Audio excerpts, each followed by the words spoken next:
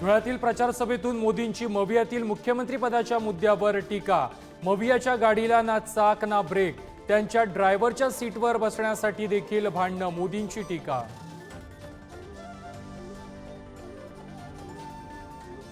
ED कारवाईपासून मुक्ततेसाठी भाजपसोबत गेलो, भुजबळांनी मुलाखतीमध्ये सांगितल्याचा दावा।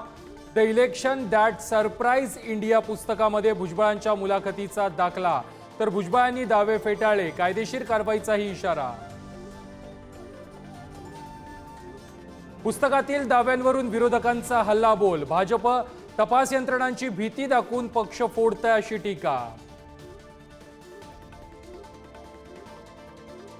महाराष्ट्र लुटण्यासाठी मविया सरकार पाडलं, मात्र आता महाराष्ट्र ना बटने दूंगा ना लुटने दूंगा। अकोल्याच्या सभेतून उद्धव ठाकरेंचा हल्लाबोल, तर आज बुलढाणा आणि जालन्यामध्ये ठाकरेंच्या सभांचा झंझावात।